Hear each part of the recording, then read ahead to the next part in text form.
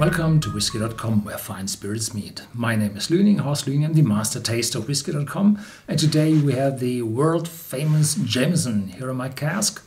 It's a 1 liter bottle.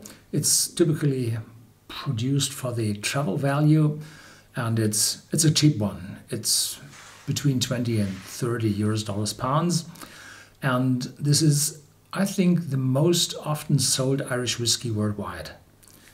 John Jameson founded his distillery in Dublin in 1780.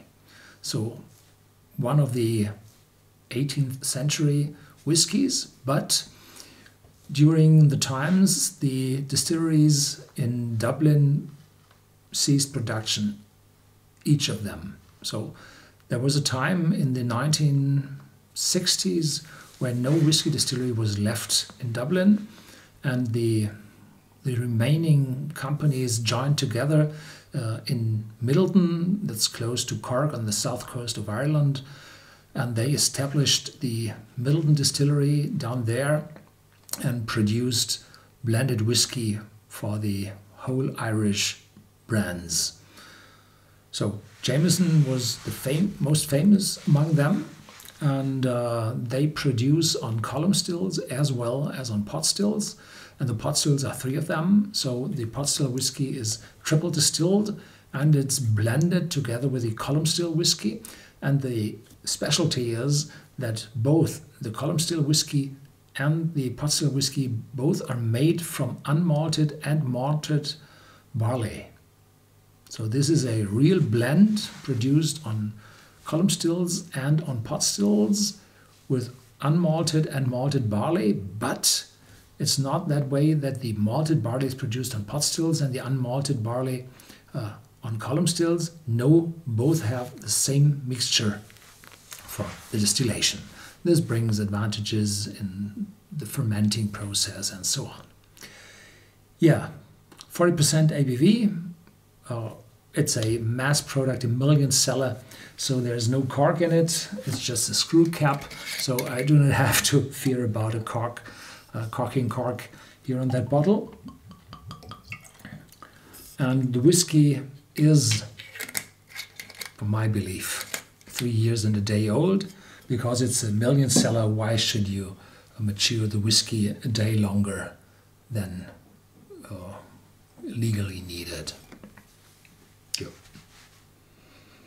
It's a light floral first sniff, and behind that there's a light citrus note,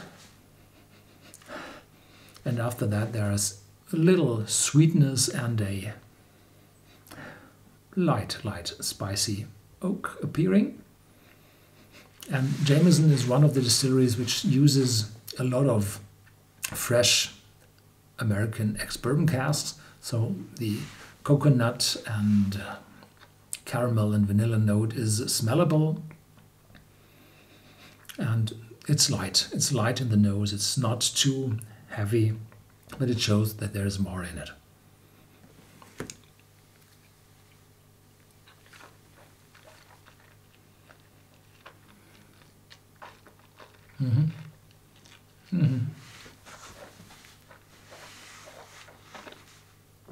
No, it's a little rough guy.